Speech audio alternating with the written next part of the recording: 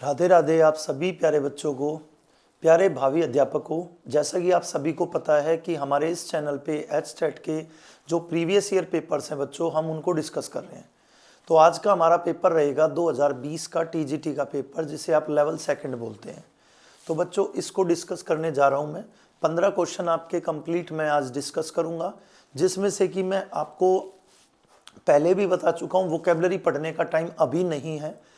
आप केवल अपने ग्रामर वाले जो पोर्शन है, ग्रामर वाला जो पार्ट है, अगर उसको स्ट्रॉन्ग कर लेते हैं तो बच्चों अबाउट 10 मार्क्स आने की पूरी गारंटी आप हर पेपर में चेक कर सकते हो। आपके जितने भी सेट हैं 2023 तक के, आप चेक करो, उसमें 10 से ज़्यादा पक्का आपके नंबर बन सकते हैं। और वही चीज़ें बार बार रिपीट हो रही हैं जो आपकी 2018 में थी, वही 2019 में, वही 2020 में है। बस आपको नोट्स प्रॉपर बनाने हैं, चीज़ों की रिवीजन करनी है बार बार। अगर फिर भी दिक्कत आती है तो मैं बहुत बार आपको बोल चुका हूँ, आप अपने कमेंट्स में डाल दो कि सर हमें इस टॉपिक की क्लास चाहिए, तो हम एक लाइव क्लास रख लेंगे बच्चों। अभी तक बच्चों के जो डाउट हैं, हालांकि कोशिश ये रही है बाकी बिहारी की कृपा से कि आपको क्लास वैसे ही समझ आ जाती है जैसे क्लास मैंने अपलोड की, तो उस क्लास में जितना मैंने बताया आप उतनी से ही संतुष्ट हो जाते हो, तो बहुत अच्छी बात है। बस एक ही बच्चे का डाउट था बिसाइड और बिसाइड्स में, सर एक बार अंतर या उसको एक बार दोबारा बता दो, जिसको मैं आज क्लियर कर दूंगा। नहीं तो आपको सारे क्वेश्चन समझ आ चुके हैं। चलिए, बड़ा समय कीमती है हमारा, इस समय को खराब ना करते हुए हम स्टार्ट करते हैं आज का पेपर हमारा 2020 का टीजीटी का पेपर।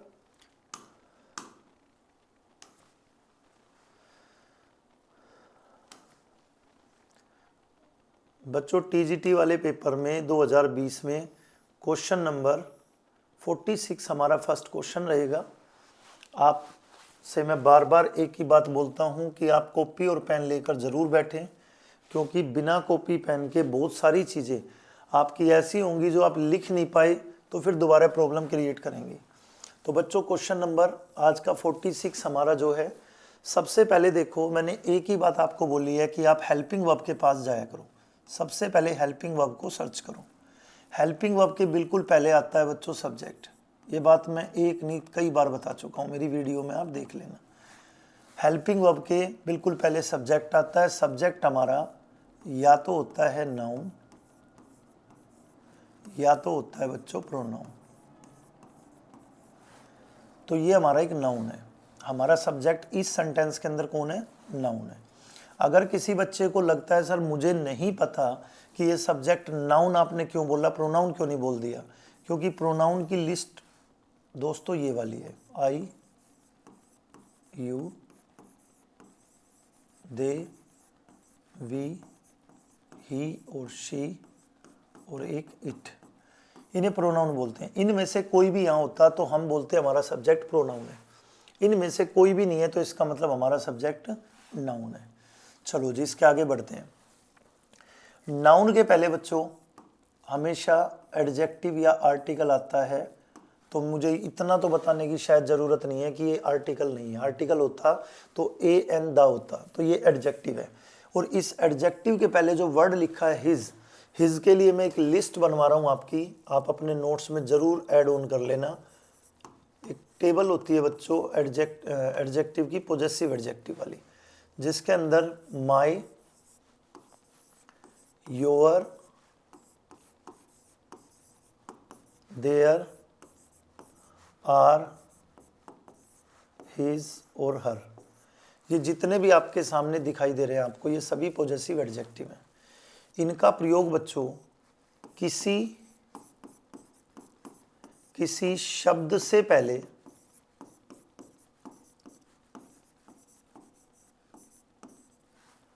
उस शब्द पर अपना हक या आप कह सकते हो अधिकार बताने के लिए होता है। बच्चों आप में से जो बच्चा इंग्लिश मीडियम का हो उसके लिए मैं बता दूं, जो भी ये टेबल है बच्चों, ये टेबल यूज होती है किसी वर्ड से पहले। जैसे देखो इन से पहले यूज हुई है, इन से पहले, तो इन पर अपना पोजेशन दिखाने के लिए, पोजेशन को क्या कहेंगे हम, हक या अधिकार, किसी वर्ड के पहले अपना अधिकार दिखाने के लिए आती है ये टेबल। तो ये हमारा एक पॉजेसिव एडजेक्टिव है, ये एडजेक्टिव है, एक नाउन है, हेल्पिंग वर्ब है। बिल्कुल सीक्वेंस में बच्चों, यहाँ कोई एरर नहीं है, यहाँ कोई एरर नहीं है, इज रियली वर्थ, यहाँ कोई एरर नहीं है। अब आते हैं हम फोर्थ पार्ट पे। देखो फोर्थ पार्ट पे लिखा है टू बी सीन। तो मैं आपको एक चीज यहाँ पे बताना चाहूंगा, हर बात नोट करना जो तुम्हें नहीं पता हो पहले से। देखो 2 + V1, 2 + V1 बिल्कुल करेक्ट होता है बच्चों। 2 + V1 को हम इन्फिनेटिव कहते हैं, 2 के बाद V1 आता ही आता है, ठीक है। तो 2 + V1 करेक्ट है। लेकिन बच्चों 2 के बाद अगर B आ जाए तो B के बाद वर्ब की थर्ड फॉर्म को करेक्ट मानना है। 2 के बाद तो डायरेक्ट V1 आएगा, ठीक है। 2 के बाद लेकिन अगर B आ गया तब थर्ड फॉर्म को करेक्ट माना जाएगा, ना कि फर्स्ट फॉर्म को। तो आप यहाँ पे देख पा रहे होंगे कि 2 के बाद B के बाद सीन, सीन मतलब C की थर्ड फॉर्म। तो बच्चों यहाँ पर क्या गलती है, गलती यहाँ पर ये फील हो रही है, बात की जा रही है फिल्म की, बात की जा रही है किसी मनोरंजन की चीज़ की। जब भी किसी मनोरंजन की चीज़ को हम देखते हैं तो बच्चों वहाँ पर कभी भी सी यूज़ नहीं होता, बल्कि वहाँ पर यूज़ होता है बच्चा पार्टी वॉच, और वॉच की थर्ड फॉर्म होती है वॉज्ड। यानी कि हमारा सेंटेंस होना चाहिए टू बी वॉज्ड, यहाँ पर होना चाहिए टू बी वॉज्ड, यानी सीन की जगह पर बच्चों आपको यहाँ पर यूज़ करना है वॉज्ड, ठीक है जी। चलिए इसका आंसर है ये, इसकी मतलब जो गलती है किस पार्ट में है, डी पार्ट में। ये सब आप लिख लेना, बहुत जरूरी चीजें आपके लिए। क्वेश्चन नंबर 47 की तरफ बढ़ते हैं बच्चों। क्वेश्चन नंबर 47 है सेलेक्ट द एप्रोप्रिएट मोडाल। देखो मोडाल से भी क्वेश्चन बहुत आ रहे हैं। मोडाल का जो क्वेश्चन है हमारा, इस क्वेश्चन को सेकंडों में उड़ा दोगे आप। बस आपको ध्यान देना एक चीज का, आज के बाद किसी भी मोडाल्स में बच्चों आपके सामने पॉसिबिलिटी लिखा हो, देखो पॉसिबिलिटी लिखा है तो समझ जाना आंसर में होता है। पॉसिबिलिटी के केस हमेशा में बनते हैं मोडाल्स के अंदर। पॉसिबिलिटी यानी कि संभावना, पॉसिबिलिटी किसे कहेंगे आप, संभावना को। तो पॉसिबिलिटी के केस बच्चों बनेंगे किसमें, आपके में। इट मीन्स आपका आंसर यहाँ पे में होगा, यानी फर्स्ट आंसर होगा। लिख लेना ये बात, मोडाल्स के अंदर पॉसिबिलिटी के केस जो भी होंगे वो बच्चों में के अंदर बनेंगे। चलिए क्वेश्चन नंबर बच्चों आपके सामने है 50। मैं जो स्क्रीन पे दिखाई दे रहा है पहले उन्हीं को क्लियर करा रहा हूँ, जैसे कि मैं 47 के बाद 48, 49 ना कराकर जो आपके सामने आ रहा है उसी को समेटते हुए चलेंगे। क्वेश्चन नंबर 50 बच्चों, चूज द करेक्ट टेंस। देखो टेंस मोडाल्स इनसे क्वेश्चन आ रहे हैं, क्यों डरते हो बच्चों, टीचर हो तुम फ्यूचर के। नैनी डाइड लास्ट वीक, सबसे पहले तो आप टेंस को पहचानने की कोशिश किया करो। ये वर्ब की सेकंड फॉर्म है, कैसे पहचानोगे टेंस को, मैंने अक्सर आपको बताया है। आप अपने सेंटेंस में सबसे पहला वार किया करो हेल्पिंग वर्ब के पास, सबसे पहला वार होना चाहिए हेल्पिंग वर्ब पे। अगर हेल्पिंग वर्ब ना मिले तो आपका सेकंड वार, दूसरा वार होना चाहिए बच्चों मेन वर्ब पे। मेन वर्ब क्या होती है, तो गुरुजी मेन वर्ब होती है काम, एक्शन। तो इसमें देखो कौन सा काम हो रहा है, डाइड, एक्शन क्या है इसमें, died. Nanny died last week. इस सेंटेंस को पास्ट बताने के लिए आपके पास कई तरह के हेल्प वाले वर्ड दिए गए हैं। जैसे देखो डाइड V2 है, और V2 का मतलब हमेशा पास्ट इंडेफिनिट होता है। V2 का मतलब हमेशा पास्ट इंडेफिनिट होगा बच्चों। V2 के अलावा देख पा रहे होगे लास्ट वीक। अगर बच्चों आपके सामने कभी भी इस तरह के वर्ड दिए हों, last year, last week, last month, तो समझ जाना पास्ट इंडेफिनिट है, समझना पड़ेगा कि पास्ट इंडेफिनिट है। तो आपके सामने देखो दो दो संकेत आ रहे हैं, एक तो लास्ट वीक से पता चल रहा है पास्ट इंडेफिनिट है, V2 से पता चल रहा है पास्ट इंडेफिनिट है। क्लियर, यानी यहां से लेके और यहां तक का सेंटेंस हमारा पास्ट में है। अब बच्चों मैं आपको एक चीज यहां पे कहना चाहूंगा, अगर आपका सेंटेंस कभी भी प्रेजेंट में स्टार्ट हो, अगर आपके सेंटेंस की स्टार्टिंग हो प्रेजेंट, यानी प्रेजेंट में शुरू, प्रेजेंट में शुरू हो, तो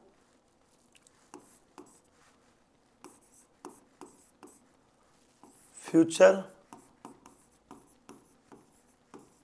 में खत्म, शुरू प्रेजेंट में, खत्म फ्यूचर में। दूसरा नियम समझो, अगर पास्ट में शुरू हो, पास्ट शुरू पास्ट खत्म, पास्ट में शुरू तो पास्ट में खत्म, ये लिख लेना, बहुत काम आएगा आपके पेपर में। देखो शुरू हुआ है किस में, पास्ट में, खत्म भी किस में होगा, पास्ट में।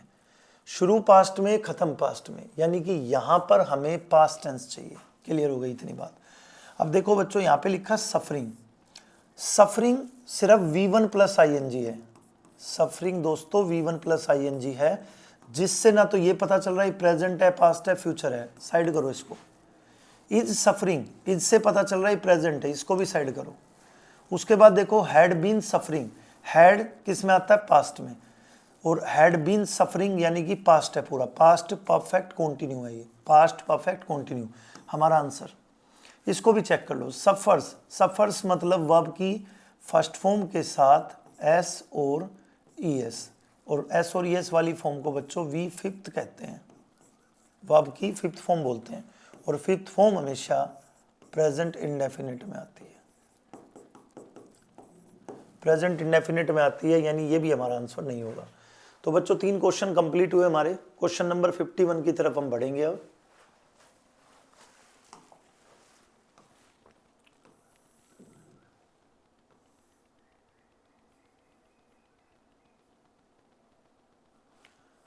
एक सेकंड जी, पहले भाई 51 करा देता हूं, फिर थोड़ा पेज को ऊपर कर पाएंगे हम ठीक से। देखिए आप सबसे पहले इस सेंटेंस को देखो, और जो मैंने अभी आपको यहाँ पे कुछ कॉम्बिनेशन बताए थे, कुछ आपको इस तरह की चीजें बताई थी कि सेंटेंस अगर प्रेजेंट में शुरू तो खत्म फ्यूचर पे, सेंटेंस पास्ट में शुरू तो खत्म भी पास्ट पे। अब देखो यहाँ पे लिखा है इफ यू डू, सबसे पहली बात डू जो है वो एक हेल्पिंग वर्ब है, हेल्पिंग वर्ब किसकी है, तो प्रेजेंट की है, हेल्पिंग वर्ब है प्रेजेंट इंडेफिनिट की, मतलब तो प्रेजेंट से है, तो प्रेजेंट टेंस की है। तो हमारा सेंटेंस शुरू किस में हुआ है, प्रेजेंट में, तो खत्म किस में होगा, फ्यूचर में। ना तो ये फ्यूचर है, ना तो ये फ्यूचर है, आंसर शेल आपका आंसर हो जाएगा। लिखते जाना ये सब चीजें, ये सब चीजें बड़े काम की हैं। एक और क्वेश्चन बच्चों यहीं पे, कॉमन सेंस का, आप कुछ भी पढ़ रहे हैं ना, वो सब कुछ आपके काम आएगा। आपके पेपर में जरूरी नहीं है कि टोटल ग्रामर ही आती है, जरूरी नहीं होता कि ग्रामर ही आएगी, या जरूरी नहीं होता कि जियोग्राफी या पॉलिटी कोई भी सब्जेक्ट पढ़ रहे हो उसमें सारे क्वेश्चन उसी सब्जेक्ट के होते हैं। कुछ क्वेश्चन बच्चों 1-2 क्वेश्चन कॉमन सेंस के भी होते हैं। जैसे आपके पेपर में कॉमन सेंस का क्वेश्चन क्या है, जो कि जीके का है, SST का है। 52 में पूछता है हमसे an instrument for detecting earthquakes, भूकंप को मापना या भूकंप की गति क्या रही उसको बताने वाले यंत्र का, इंस्ट्रूमेंट का नाम होता है बच्चों सिस्मोग्राफ। तो इसमें तो कोई ग्रामर चल ही नहीं रही, ना टेंस है, ना वॉइस है, ना नरेशन है, ये तो कॉमन सेंस है। तो आपका आंसर हो जाएगा दोस्तों 3rd। ठीक है जी, चलिए आगे बढ़ते हैं हम। 49 क्वेश्चन नंबर 49 है हमारे सामने।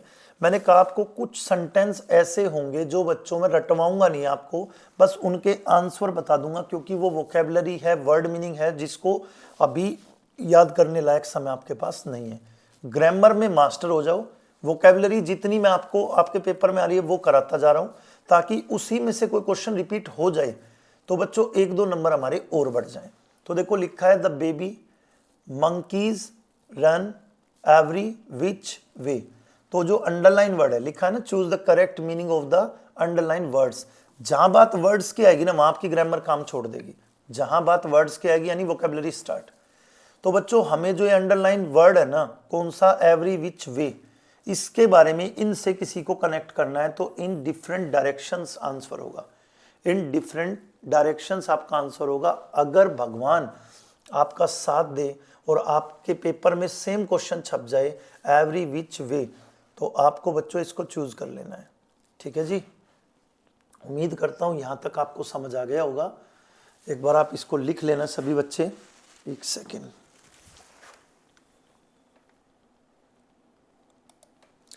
क्वेश्चन नंबर 52 तक बच्चों हमने करा दिए हैं। अब क्वेश्चन नंबर बारी है हमारी, आई थिंक इस पेज के भी बचते हैं क्वेश्चन, अभी इस पेज के भी क्वेश्चन हमारा बचता है शायद। एक बार देखते हैं इस पेज पे कौन सा क्वेश्चन बचा है। एक ही बचता है। Select the correct option. जो लिखा देखो फ्रेजल वर्ब, जो बच्चों यहाँ पे वर्ड है रिस्पेक्ट, देखो most of the patients respect doctor John for his kindness, मतलब जो उनकी दयालु प्रवृत्ति है उनके लिए बहुत सारे पेशेंट यानी बहुत सारे मरीज उनको बहुत रिस्पेक्ट देते हैं। तो इस रिस्पेक्ट वर्ड को हमें चेंज करना है, लिखा ना अंडरलाइन वर्ड्स, तो बच्चों चेंज होगा लुक अप टू में। रिस्पेक्ट वर्ड अगर आ जाता है आपके क्वेश्चन में और इस तरह की 4 फ्रेजल वर्ब्स दी जाए, so you should change into look up to. आपको चेंज करना बच्चों उसको लुक अप टू में। तो मेरे भाइयों मैं उम्मीद करता हूं आपको यहां तक समझ आ गया होगा। क्वेश्चन हो चुके हैं हमारे लगभग 6 क्वेश्चन हमारे कंप्लीट हैं। इस पेज पे कोई क्वेश्चन बचना तो नहीं चाहिए था। 46 हो गया, 50 हो गया, 47 हो गया, 51 हो गया, 48 भी कर लिया, अभी 49 भी कर लिया और 52 भी। चलो जी नेक्स्ट पेज हमारा।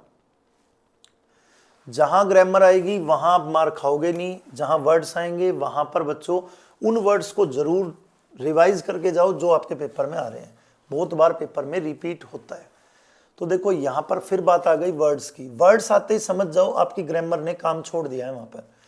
तो देखो लिखा है it's a pity you don't like football but each to their own. थोड़ा सा कनेक्ट करने की कोशिश करते हैं, ठीक है, मतलब आपको ये रटना ना पड़े, थोड़ी सी कोशिश करता हूं कि आपको समझ आएगी, ठीक है, बिना रट्टे के। देखो लिखा है फुटबॉल का खेल है, फुटबॉल के खेल को बच्चों कोई पसंद करता भी है तो कोई नहीं भी करता है। तो फुटबॉल के खेल को लेकर सबके अपने अपने ओपिनियन होंगे या नहीं होंगे, सोच के देखो। भाई मेरे सामने आप 20 बच्चे हो, 50 बच्चे हो और आप मान लो पढ़ाई की बात कर रहे हो, आप किसी भी एक सब्जेक्ट की बात कर रहे हो, तो आप सभी बच्चों के उस सब्जेक्ट को लेकर अपने अपने ओपिनियंस होंगे, अपनी अपनी सलाह, अपनी अपनी राय होंगी। क्या सबकी सेम बात हो सकती है? बिल्कुल नहीं हो सकती। सभी लोगों की सेम सलाह बिल्कुल नहीं हो सकती। सबके अपने अपने विचार हैं। कोई मतलब उसके लिए कुछ विचार अपने प्रेजेंट करेगा तो कोई कुछ विचार अपने प्रेजेंट करेगा। तो बस यही तो पूछा गया है, एवरीवन हैज डिफरेंट ओपिनियंस। भाई लिखा है it's a pity you don't like football but each to their own, मतलब हर व्यक्ति के अपने अपने क्या होने चाहिए ओपिनियंस, या फिर एवरीवन हैज सिमिलर ओपिनियंस। क्या सभी के सेम ओपिनियंस हो सकते हैं किसी चीज को लेकर? बिल्कुल नहीं हो सकते sir. Each and all are same, बिल्कुल नहीं हो सकते। ईच वन लाइक्स फुटबॉल, यानी प्रत्येक व्यक्ति पसंद करता है फुटबॉल को, जरूरी थोड़ी ना है। क्या पता कोई क्रिकेट को करता हो, क्या पता कोई हॉकी को करता हो। इट मीन्स आपका आंसर होगा everyone has different opinions. Same इसी तरह का वर्ड है बच्चों आपके सामने ये। मैं इसके लिए आपको एक छोटी सी बात समझाना चाहूंगा। देखो लिखा है आपके सामने नथिंग, जैसे नथिंग लिखा है, नथिंग के बाद खाली स्थान है, रिक्त स्थान है। अगर कभी भी इस तरह के 4 ऑप्शन आ जाए, मैं ये बातें उन बच्चों के लिए बताता हूँ इस तरह से, थोड़ा सा सिंपल देसी मेथड से, ताकि वो बच्चे इसको कनेक्ट करके अपने नंबर कुछ बढ़ा पाएँ। क्योंकि जिनकी ग्रामर बहुत स्ट्रॉन्ग है नहीं और इतना समय है नहीं कि भाई आप बहुत स्ट्रॉन्ग कर लें चीज़ों को, हर चैप्टर को पढ़ पाएँ, तो बच्चों बहुत सारी चीज़ें ऐसी हैं जो इजीली आप वैसे भी कनेक्ट कर लोगे। जैसे अगर नथिंग आता है तो नथिंग के साथ आप एक पेयर बना देना हमेशा बट, नथिंग बट। देखो अगर as long as, however, but इस तरह के वर्ड आपके सामने आ रहे हैं तो नथिंग का पेयर आपको किसके साथ बना देना है? बट के साथ। आंसर आपका 3rd हो जाएगा। क्वेश्चन नंबर 57 है भाई, चूज द करेक्ट टेंस। फिर दोबारा से टेंस आ गया, टेंस को करेक्ट करना हमें। देखो सबसे पहले बच्चों देखो इस सेंटेंस को पकड़ो, पहले पहले समझो तो सही, कैच तो करो कौन सा टेंस है ये। My car dash for the 3rd time since, यहां तक हमें पता नहीं चल रहा है कौन सा टेंस है। कोई भी व्यक्ति इसको पढ़ के नहीं बता सकता ये कौन सा टेंस है। लेकिन इसके बाद जो सेंटेंस लिखा है आई गोट इट, ये जो गोट है ये आप सभी को पता होगा V2 है, और V2 देखते ही आपके दिमाग की बत्ती चल जानी चाहिए कि सर ये तो पास्ट इंडेफिनिट है, यानी बच्चों ये पास्ट इंडेफिनिट है। बाद वाला पास्ट इंडेफिनिट है, तो पहले वाला क्या बनाना है हमें? एक पेयर समझाता हूं आपको, हमेशा ऐसा करना है आपको। देखो हैज, हैव प्लस वर्ब की थर्ड फॉर्म और V2, ये एक पेयर होता है। कभी भी आपको दूसरा सेंटेंस V2 में मिले तो पहला सेंटेंस हैज या हैव में से किसी एक को लगाकर वर्ब की थर्ड फॉर्म लगानी है। हैज या हैव में से किसी एक को लगाकर वर्ब की थर्ड फॉर्म लगानी है। ये पेयर है, एक जोड़ा है। तो बच्चों इनमें से देखो कुछ को तो वैसे ही गलत बता सकते हो आप इजीली, क्योंकि देखो हमें यहाँ पे वर्ब दिए ब्रेक डाउन, यहाँ पे वर्ब दिए ब्रेक डाउन, तो हमें यहाँ पे ब्रेक डाउन को यहाँ यूज करना है, यहाँ। लेकिन जब आप ब्रेक डाउन को यूज करोगे, यहाँ पर मैंने आपको क्या कहा है, हैज हैव थर्ड फॉर्म में यूज करोगे, तो ब्रेक का बन जाएगा थर्ड फॉर्म क्या, ब्रोकन। तो आप यहाँ पे चेक करो, देखो फर्स्ट ऑप्शन में लिखा है ब्रेक डाउन, गलत। भाई ब्रेक को ब्रेक थोड़ी ना लिख दोगे आप थर्ड फॉर्म में। उसके बाद देखो यहाँ पे लिखा है हैज ब्रोकन, भाई पूरा लिखना है आपको, हैज ब्रोकन डाउन। ये डाउन कहाँ चला गया, गलत। ये भी यहाँ पे लिखा है वोज ब्रोक, ब्रोक होती है V2, ये वोज की वजह से भी गलत है, क्योंकि मैंने पेयर क्या कहा, हैज और हैव में बनेगा। वोज की वजह से भी गलत है और सेकंड फॉर्म की वजह से भी गलत है, क्योंकि हमें चाहिए थर्ड फॉर्म, ये भी गलत है। आपका आंसर होगा सेकंड। चलिए बच्चों एक बार 58 भी देख लो। Choose the part of the sentence which is incorrect, कौन सा पार्ट इसमें इनकरेक्ट है? तो अगर देखो मैं डायरेक्ट बताऊं तो बहुत कम समय लगेगा, लेकिन थोड़ा सा कनेक्ट फिर भी कर लिया करो। हेल्पिंग वर्ब से पहले सब्जेक्ट ऐसे चेक कर लिया करो, सब्जेक्ट उसके बाद में जो आया बिजी वो क्या है। एक चीज और समझाता हूं आपको, यहां से कभी भी आपके सामने इज, एम, आर, पहले इसको रफ कर देते हैं। कभी भी आपके सामने बच्चों इज, एम, आर, वोज, वर, अगर इनके बिल्कुल बाद V1 प्लस ING आ जाए तो आपको मान लेना है कि टेंस है। अगर इन सभी के बाद V1 प्लस ING आ जाए तो मान लेना टेंस है। अगर बच्चों V1 प्लस ING ना आए तो क्या मिल सकता है गुरुदेव? तो मिलेगा बच्चों थर्ड फॉर्म।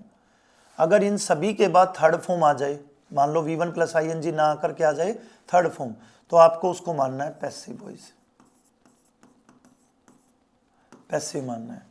और अगर आप कहो सर इन दोनों में से कुछ भी नहीं था लेकिन फिर भी इज एम आर था, इज एम आर के बाद अगर इनके अलावा कुछ आता है तो प्यारे बच्चों उसको आपको नाम देना है adjective.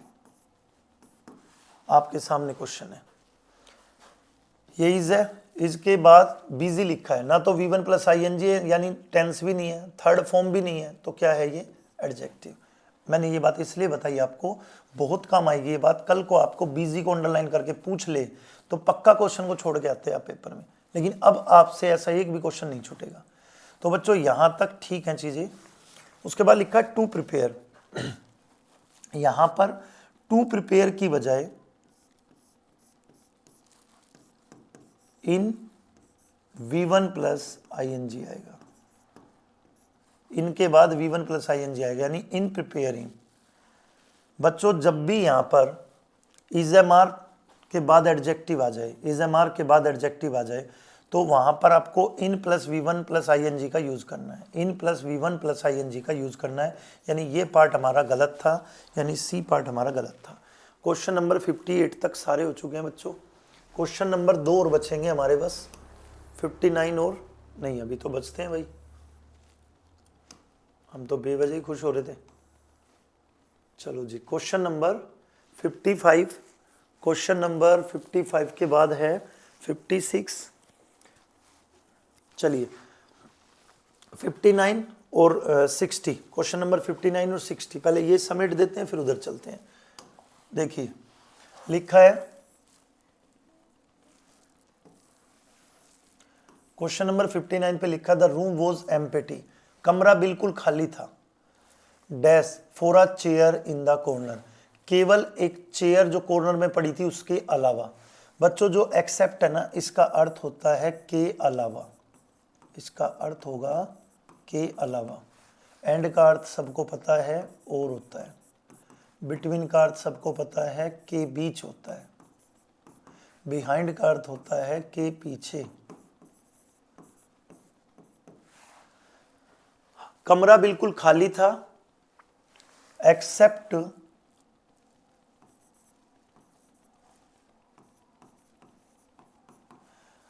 Room, the room was empty except for a chair in the corner. एक चेयर के अलावा, जो कॉर्नर में चेयर पड़ी थी उसके अलावा पूरा कमरा खाली था। इट मीन्स बच्चों सेंस केवल एक्सेप्ट की यहाँ पर सही होगी, ना तो एंड की होगी, ना बिटवीन की होगी, ना बिहाइंड की होगी। सेलेक्ट एप्रोप्रिएट प्रेपोजिशन, ये भी प्रेपोजिशन है। The programme was broadcasted the world, across the world, across the world आएगा, ये कुछ ज़्यादा ही बड़ा सा टिक हो गया। अक्रॉस द वर्ल्ड, तो यहां पर आप यूज करेंगे अक्रॉस। बच्चों ये प्रेपोजिशन का चैप्टर है, बहुत सारी प्रेपोजिशन ऐसी हैं जिसको हम सिंपली समझ सकते हैं, नहीं तो इनके अर्थ के अकॉर्डिंग मैं यहाँ पर आपको आंसर बता रहा हूँ।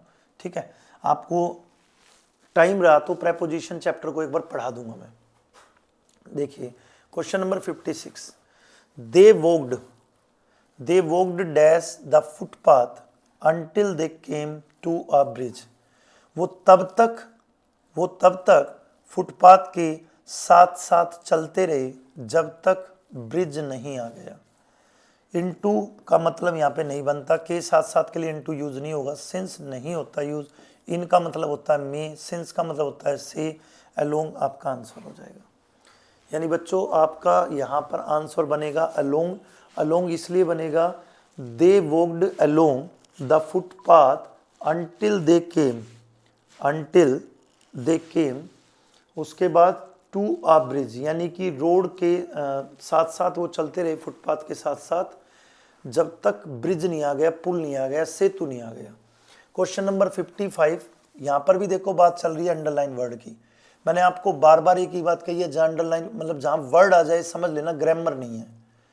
I don't know how we are going to cope with, put up with, cope with की जगह पर हम यहाँ क्या यूज करेंगे, put up with। तो बच्चों कुछ वर्ड ऐसे हैं, जैसे इस वोकेबलरी को भी आप लाइटली ना लें, हल्के में ना लें, इसको भी लिखना, इसको भी अपनी कॉपी में नोट डाउन करना, और उसके बाद जो मैंने आंसर्स बताए हैं उनको रिवाइज करना। बहुत बार ऐसा हुआ है बच्चों, सी टेट हो, एच टेट हो, या कोई भी स्टेट का टेट हो, उसमें क्वेश्चंस को रिपीट जरूर करता है डिपार्टमेंट। ठीक है, मान लो डिट्टो यही क्वेश्चन रखा मिल जाए तो बल्ले बल्ले हो जानी है। ठीक है, टाइम बच जाना है। तो बच्चों आज की क्लास यानी 2020 का जो हमारा टीजीटी का पेपर था इंग्लिश वाला, वो हमने सोल्व कर लिया है। आज शाम को पूरी कोशिश रहेगी कि आपका पीजीटी वाला 2020 का भी मैं अपलोड कर दूं। और बच्चों इसी तरह मतलब ज़्यादा से ज़्यादा मैं एक हफ्ते के अंदर आपके सारे पेपर अपलोड कर दूंगा। डोंट वरी, आपको किसी भी तरह की कोई भी टॉपिक में प्रॉब्लम आती है, दिक्कत आती है, तो आप मुझे ज़रूर एक बार बताएं। आप एक लिस्ट बना लो, सर ये 3 4 5 टॉपिक हैं जिन्हें आप हमारा करा दो, ताकि हमारी और अच्छी ग्रामर हो जाए। और अगर आपको पता ही नहीं है, ऐसा भी हो सकता है कुछ बच्चों को यही नहीं पता सर इम्पोर्टेंट है कौन सा, तो फिर आप मेरे तरीके से एक मैराथन रखेंगे 2 घंटे की, उस मैराथन में पढ़ो। आप 2 घंटे की मैराथन रखेंगे। इस वीडियो को ज़्यादा से ज़्यादा शेयर करो, ताकि जितने भी बच्चों का एचटेट का एग्ज़ाम है वो उस मैराथन में बच्चों जुड़ सके। उस मैराथन से बहुत बच्चों का भला हो सकता है इंग्लिश ग्रामर में। जितने भी इंग्लिश के आपके पेपर हैं, चाहे वो पीजीटी हो, पीआरटी हो, चाहे टीजीटी हो, मेरी जो क्लास होगी वो इंग्लिश की, उस क्लास में हम बहुत डेप्थ में, बहुत अच्छे से और कम समय देकर चीज़ों को समझने की कोशिश करेंगे। तो आप ज़्यादा से ज़्यादा शेयर करना इस क्लास को, ताकि ज़्यादा से ज़्यादा बच्चे लाइव क्लास को लेकर अपने पेपर को क्लियर कर सके। ठीक है बच्चों, क्योंकि आपने तो सुना ही है हरियाणा वालों, सबके भले में अपना भला है। ठीक है ना, जब हम दूसरे का भला चाहेंगे तो हमारा ऑटोमेटिकली भगवान कर देंगे। तो ठाकुर जी की कृपा से आप सभी का पेपर बहुत अच्छा होगा, उम्मीद करता हूँ। तो आप इसको पढ़ना भाई, और इसके बाद नेक्स्ट अपलोड हो जाएगी वीडियो आपकी पीजीटी वाली, और मैराथन जो मैं बोल रहा हूँ आपको, मैं जल्द रखने वाला हूँ। बस प्रॉब्लम क्या है, अभी आप ज़्यादा से ज़्यादा इसको शेयर करके जितने एचटेट के बच्चे पढ़ना चाहते हैं ग्रामर की वजह से, जिनको हर बार अपने एग्ज़ाम में असफलता मिलती है, मैं चाह रहा हूँ कि वो सारे ज़्यादा से ज़्यादा संख्या में उस मैराथन में जुड़ें। लाइव क्लास रखेंगे, ठीक है, 2 घंटे की एक क्लास, इसी तरह 2-3 मैराथन हुई, आपका बहुत अच्छा स्कोर हो जाएगा उसके बाद। चलिए, जय श्री राधे आज के लिए आप सभी को बच्चों।